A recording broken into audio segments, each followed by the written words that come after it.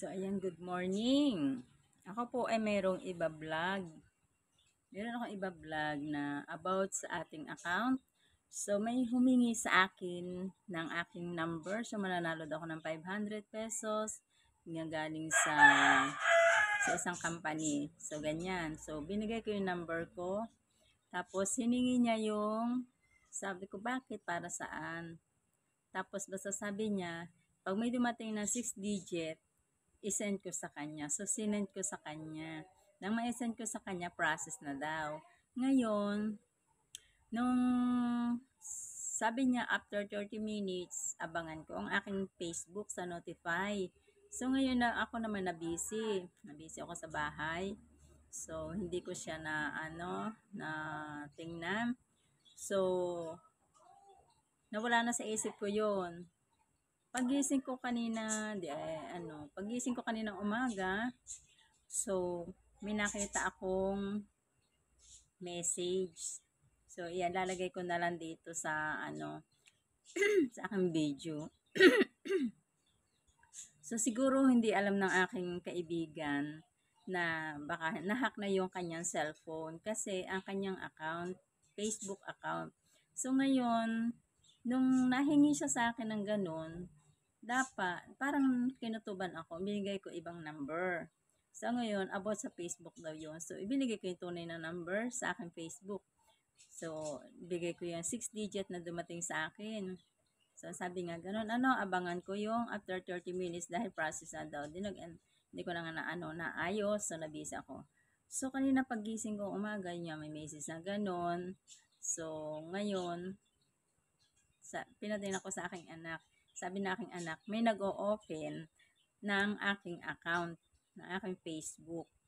Kaya pala, parang pagka may nagme-message, parang nababasa na agad siya. Hindi ko pa naman siya na-open. Ganon. So, hindi ko pa nakakausap yung aking kaibigan. Dito lang din yun. Kasi pag siya magme-message sa akin, may friendship. Friendship, kamusta ka na, ganyan. So, ang niya sa akin, pahingi ako ng number mo, mananalo ko ng 500 pesos. Ganyan. So, ako, parang may kaba ako. So, kaya binigay ko yung isa kong number, kasi parang may kaba ako na hindi ko naman alam. So, sabi niya, okay naman daw yun. Kaya binigay ko lang yung isa, talagang tunay na number ng aking Facebook account. So, kaya ayan, mga kaibigan, mga kapatid. So, ingat po tayo okay lang ibigay ang number. So, pag sinabing gano'n na may darating na 6 digit, wag po nating ibibigay. So, yun pala ay mahahack ang ating Facebook account. Dalawang klase na pala ngayon ang pag-hack ng ating Facebook account. So, ganun lang. Bigay lang po ako ng konting mensahe para sa atin, mga kaibigan, mga kapatid. So, hanggang dito na lang at i-update ko po sa inyo yung nilalaman ng message sa akin. Ayan. Thank you very much. Shoutout po sa inyong lahat.